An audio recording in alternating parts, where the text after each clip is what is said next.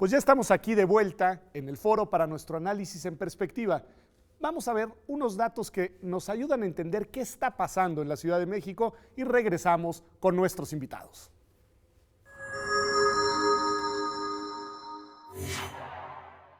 A partir de la recién aprobada reforma constitucional, el Distrito Federal será denominado Ciudad de México. Sus delegaciones serán llamadas demarcaciones territoriales que tendrán el carácter de alcaldías. La Asamblea Constituyente de la Ciudad de México estará compuesta por 100 personas. De estas 100, 60 serán electas en junio de este año. Las 40 restantes serán 14 senadores, 14 diputados, 6 personas nombradas por el jefe de gobierno y otras 6 por el presidente de la República. Deberá instalarse el 15 de septiembre. Se deberá expedir la Constitución Política de la Ciudad de México a más tardar el 31 de enero de 2017. A partir de la reforma, el jefe de gobierno nombrará libremente a los titulares de la Secretaría de Seguridad Pública y de la Procuraduría General de Justicia, pues hasta ahora se necesitaba el visto bueno del presidente de la República. Vamos contigo, Pedro. Pues gracias, Paulina, por estos datos que nos ubican muy bien en el tema. Nos ayudan a entender qué fue lo que cambió desde el punto de vista formal.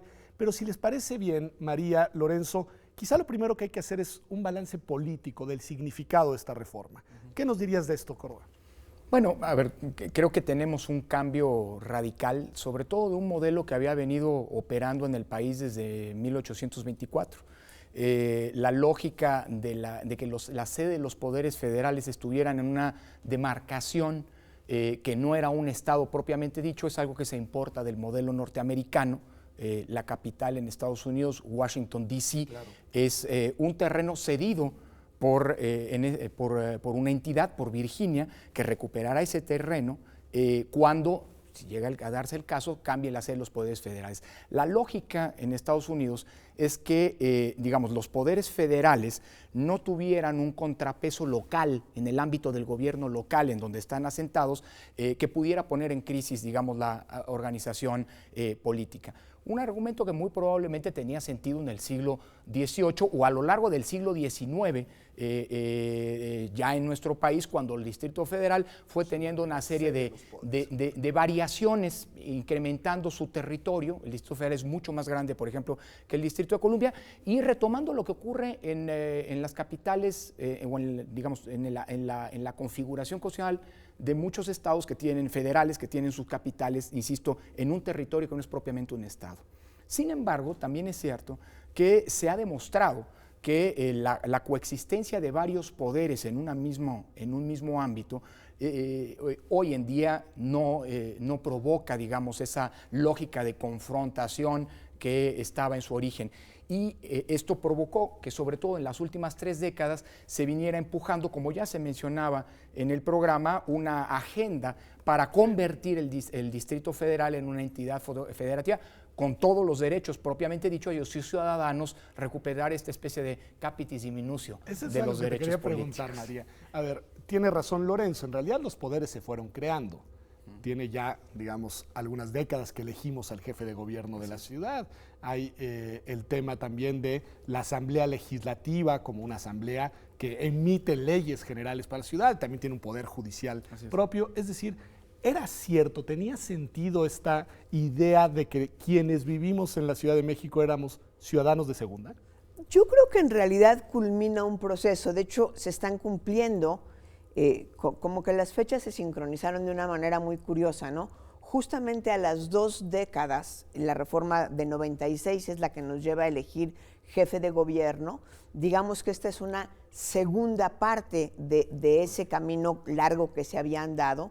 Recuerdo que la resistencia que hubo anterior a que dejara de haber el regente y el jefe de gobierno fuera elegido, pues en realidad fue muy, muy grande, y toda la década de los 90 tuvimos esa tensión si debería o no existir ese cambio. Sí, pero la reforma es 96-97, claro. ¿No? Y en 97, ahora es 2016, y en 2017 tendremos la Constitución. Creo que es una segunda parte que, desde mi perspectiva, lo que más va a cambiar, porque hay como las dos posturas, ¿no?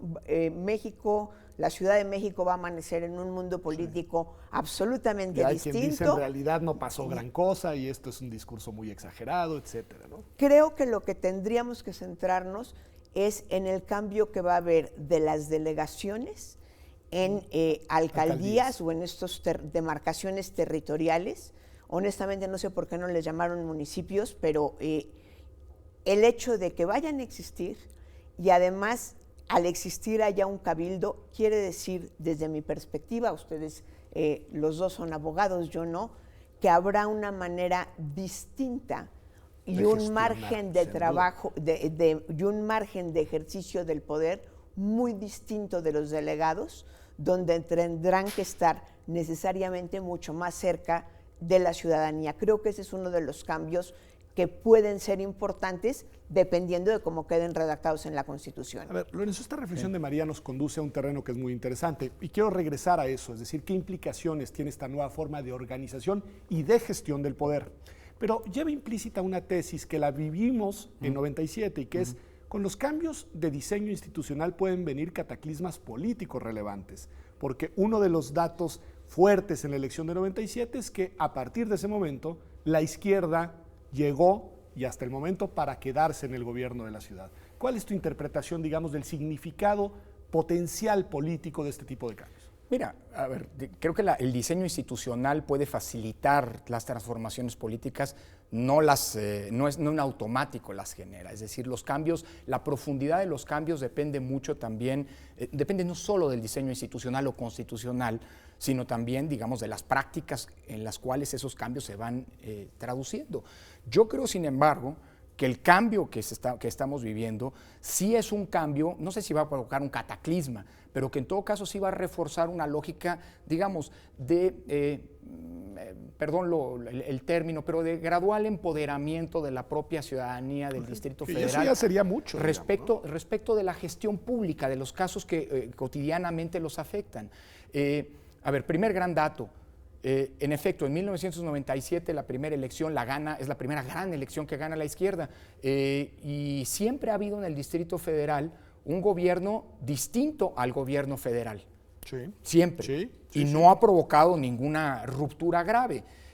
Claro, ha habido momentos de mucha tensión, recuerdo alguna remoción de algún jefe de policía, seguridad pública, claro, que provocó, digamos, momentos de mucha tensión. Uno. Dos, tenemos en el ámbito de la demarcación más cercana al ciudadano esta cuestión de las delegaciones transformándose en demarcaciones territoriales, en alcaldías, para decirlo sin el texto, digamos, más allá de del fraseo del texto constitucional, tiene una enorme trascendencia porque por primera vez vamos a tener un contrapeso en el ejercicio del poder de los delegados, que de alguna manera era un poder, sí, territorialmente circunscrito, pero omnímodo en muchos sentidos, sujeto solo a los controles centrales de la ciudad. Que no eran muchos, además. Que no eran muchos. Ahora el tener un cabildo va a generar un contrapeso al interior de cada demarcación que yo creo que sin duda va a ser provechoso. Yo creo que la clave de todo poder democrático es la existencia de contrapesos, y hoy teníamos poderes que no tenían esos contrapesos. Les voy a hacer una pregunta que para ustedes dos queda hecha a la medida, porque ambos han tenido mucha experiencia en cuerpos colegiados. Y los cabildos ahora van a ser cuerpos colegiados gobernando la ciudad. ¿Te parece un buen diseño institucional, María? Además, a la luz de tu experiencia, digamos, ¿no? En principio me parece bueno, hay que reconocer las dificultades. No podemos olvidar que la definición de un camello es un caballo diseñado por un cuerpo colegiado. Es decir, tiene sus riesgos, las decisiones van a costar más trabajo, pero creo que también eso genera equilibrios. Y lo importante aquí es generar nuevos equilibrios. Hemos de reconocer que en 97 gana la izquierda el Distrito Federal, no en virtud de la reforma, sino en virtud de que la izquierda aquí estaba. Lo que tiene es una forma de expresión que antes no tenía, donde el voto cuenta en una unidad que es el Distrito Federal. Abriste los canales institucionales para que la realidad se reflejara. Exactamente. 2015 nos planteó una realidad del Distrito Federal anterior, digamos, a la desaparición del Distrito Federal y la aparición de la Ciudad de México, donde ya hay un fraccionamiento de fuerzas políticas, no solo entre las izquierdas, digamos, diferenciando el PRD y Morena, sino también Sí, donde PRI recuperó, el PAN tiene el PAN y el bastiones. PRI recuperan. Entonces, no podremos decir tampoco que a la hora que haya una repartición distinta, solo va a ser producto de haber pasado del Distrito Federal a la Ciudad de México. Es decir, La aquí hay... realidad política ya es otra y ahora se va a reconfigurar en un diseño diferente. Perdón, ¿Sí? un agregado. No es solamente, digamos, que se vuelva más complicado y que existan contrapesos y controles, lo cual ya es una virtud per se. Es que la figura del cabildo permite por primera vez que en el ámbito de las delegaciones hay una representación Sí, de sea la plural, pluralidad que política. eso va a Hoy ser los interesantísimo. bastiones, para utilizar la expresión que decía María, que usaba María, los bastiones del PRD eran bastiones del PRD y los demás partidos no existían en el gobierno, Claro, digamos de la así. delegación que ganó el PRD Exactamente. o la que ganó el PAN o la que ganó el PRI. Y así sucesivamente. Ahora vamos a tener presencia a partir de una ciudad, de una sociedad muy plural en estos ámbitos. Lo va a volver más Desde difícil. eso, te preguntaba, el tema, digamos, de la gobernabilidad del que sabes mucho, Pues, ¿se va a complicar? Pues sí, pero era mucho más fácil gobernar esta ciudad en la época en la que el presidente de la República decidía, sin preguntarle a nadie, quién iba a ser el regente, y designaba a su vez a los jefes delegacionales. Digamos, pero a ver, pues, pero cuidado, la gobernabilidad no implica nada más la facilidad de gobernar, sino también la legitimidad de las La decisiones. representación de la pluralidad. Exactamente. ¿Estás de Y una acuerdo? decisión tomada por un órgano que refleja la pluralidad que existe, me parece que es mucho más legítima desde el punto, y gobernable en consecuencia desde el punto de vista democrático, que no desde el punto de vista, es más complicado, sí, los órganos colegiados son un dolor de cabeza, pero favorecen, digámoslo así, el arraigo de prácticas y culturas democráticas. Pues ustedes dos están formados ahí, por eso les traía la pregunta. Y están formados y han tenido mucha experiencia en las dificultades de gestión como presidentes, además de órganos colegiados. Pero escuchándolos entonces, María, me da la impresión de que, Lorenzo nos dirá qué opina, pero cuando menos tú sí sostienes la tesis de que el cambio sí es relevante. Es decir, frente a quienes minimizan la transformación, tu valoración es una valoración de un cambio profundo, un cambio con una potencialidad real, digamos, de transformación. ¿Es así? Sí, aunque me gustaría acotarlo. A Yo ver. creo que eso va a depender fundamentalmente de la Constitución Bueno, que se ya redacte. llegamos a la Constitución. Es decir, podemos hacer una Constitución anodina que simplemente reconozca que ahora vamos a tener cabildos, que va a haber la posibilidad de generar más demarcaciones territoriales y tan y se acabó, o podemos tener una Constitución viendo hacia adelante, donde realmente quizá mi preocupación principal es que a partir del propio diseño constitucional, las autoridades de la Ciudad de México, incluidos los alcaldes, el cabildo, pero desde luego también ya no es ni jefe de gobierno ni gobernador, ¿cuál es el término constitucional? Le pusieron otro título, pero el equivalente a jefe de gobierno, yo creo que tienen dos grandes retos. Acercarse institucionalmente por diseño mucho más a los ciudadanos, a la política de barrio, a qué es lo que preocupa en las pequeñas y grandes colonias y no nada más verlo como 16 partes, y al mismo tiempo, que parece contradictorio, tener la capacidad de organizar un gobierno metropolitano que respete desde la unidad de la colonia, la unidad de la alcaldía, y que no se formen feudos en la Ciudad de México. Creo que el gran riesgo que corremos es no acercarnos a los ciudadanos y generar perder de vista feudos. esta dimensión. En la medida en la que la Constitución esté consciente de eso, podrá ser un gran cambio. Bueno, a ver, tomando esto que dice María, ¿cuáles son los alcances, los contornos, el marco dentro del cual se puede diseñar esta Constitución? Porque ya hay una Constitución federal que establece pues, una serie de límites. Lorenzo. A ver, los límites en primera instancia evidentemente son los que se derivan de la Constitución Federal. Hay una serie de principios, hay una serie de... Estas figuras de las que hemos hablado, que en realidad esas no van a poder cambiar. Hay una serie de principios todavía más genéricos, por ejemplo, los derechos fundamentales respecto de lo que no puedes entrar en colisión.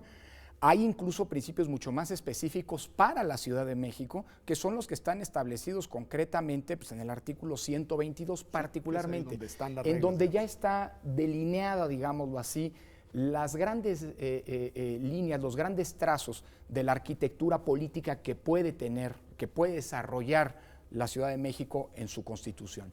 Y por supuesto, dado que estamos en la era de los derechos, ¿no? Tenemos un parámetro, un marco, que es el marco convencional, por lo que hace a los derechos fundamentales, la Convención Americana sobre los Derechos Humanos, que tampoco pueden alterarse. Pero dentro de ese marco yo creo que podría parecer muy acotado, es decir, tiene que haber un titular del Ejecutivo, no podríamos optar por un sistema parlamentario, por ejemplo, en el ámbito de la ciudad, pero cuidado, sí podríamos optar por un mecanismo que, bien respetando la división de poderes pura y dura del sistema presidencial, titular del Ejecutivo, Legislativo y Poder Judicial, pueda jugar con mecanismos de gobiernos de coalición o bien de figuras de jefatura de gabinete que permitan avanzar o experimentar algún avance, algún guiño, digamos, hacia formas más parlamentarias o semiparlamentarias.